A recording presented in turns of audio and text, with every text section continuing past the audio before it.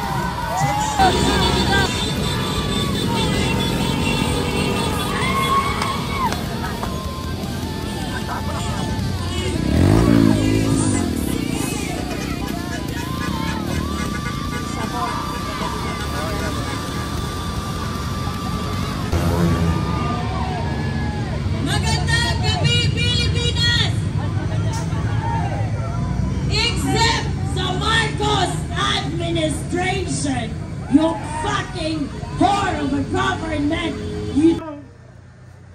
Ikaw lang po ang pwedeng sumama sa amin bilang mga taong bayan na naghihikahos. Aming Ama, itinataas namin ang iyong pangalan. Ang Diyos ang malahawak sa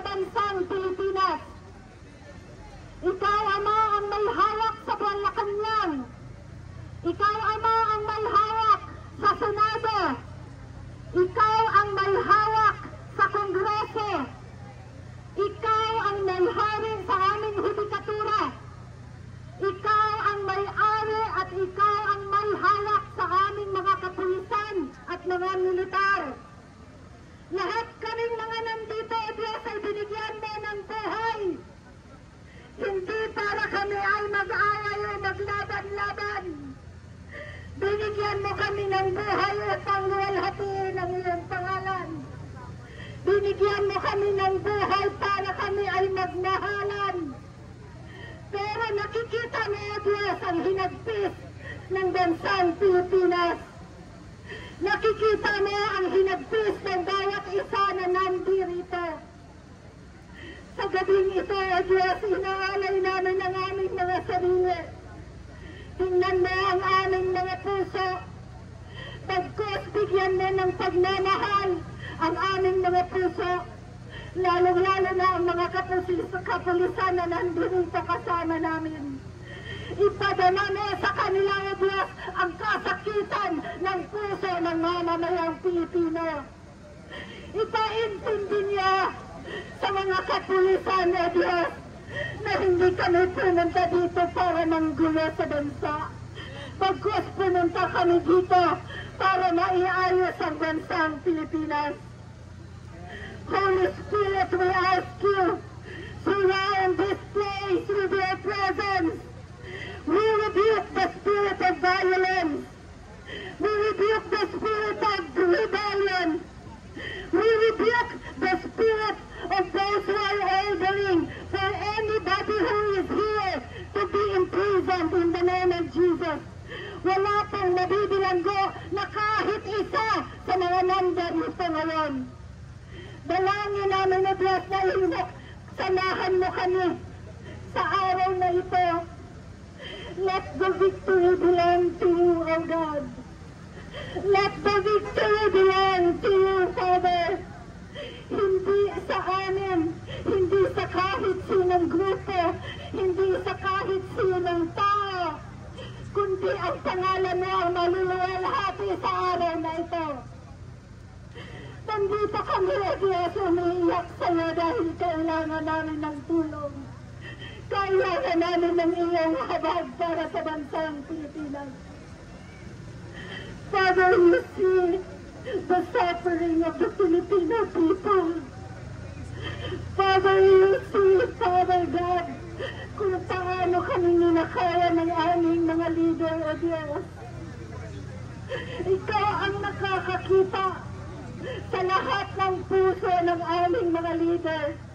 Pinabawi namin, O Diyos, ang otoridad na galing sa iyo, ibigay na sa taong bayan, hindi sa ilang tao lamang. Father, we are asking for your grace and your mercy. Inspire this place with your Holy Spirit. Let the angels surround this place in the name of Jesus. Tawagin mo ang lahat ng mamamayang Pilipino na naghihinagpis ngayon. Gisingin na sila, ipagpasama na sila dito sa amin upang mabawi namin ang otoridad galing sa mga magnanakaw at galing sa mga abusado. Father, let your glory be known over the Philippines. Ayaw namin, O Diyos, na kahit isang tatak ng dugo ay merong dumanap. Kung kaya't ikaw ang aming tinatawag sa gabing ito. Seal everybody who is here, O Lord, with your protection, even the policemen and the military who are around here. Let them be true protectors of the people, O Lord. Huwag na silang hayaan na nadiktahan ni Satanas na meron silang saktan o meron silang ikulong.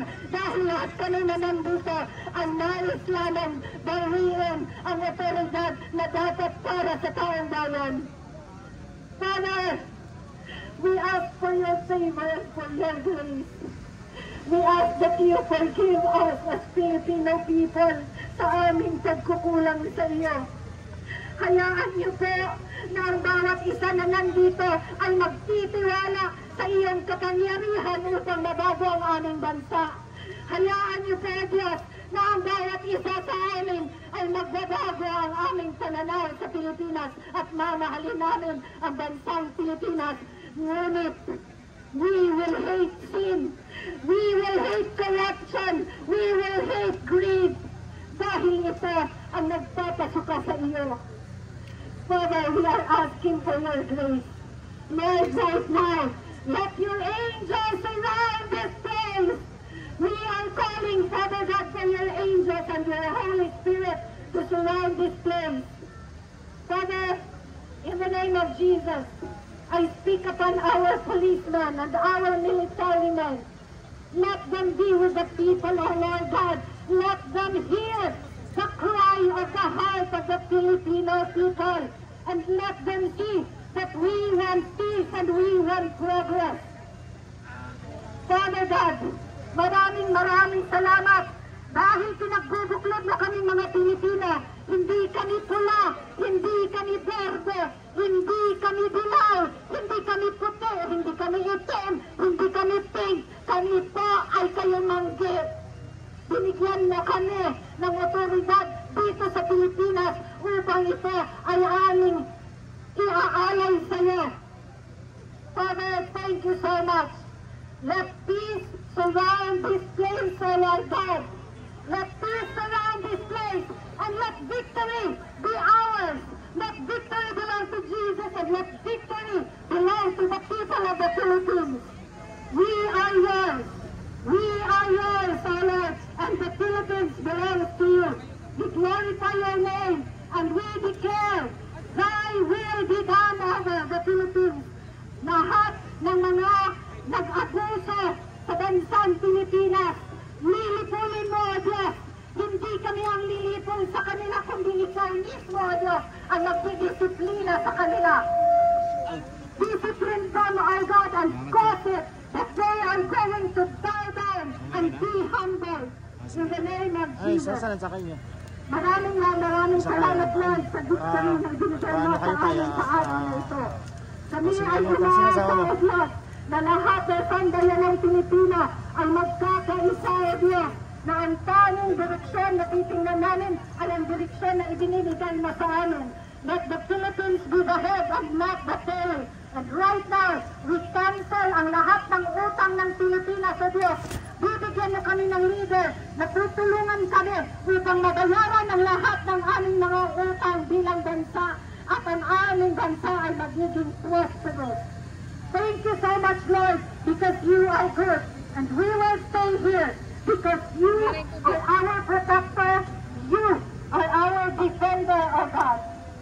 Thank you so much. And we just rejoice, Lord. You will give us favor para sa weather, O Lord God.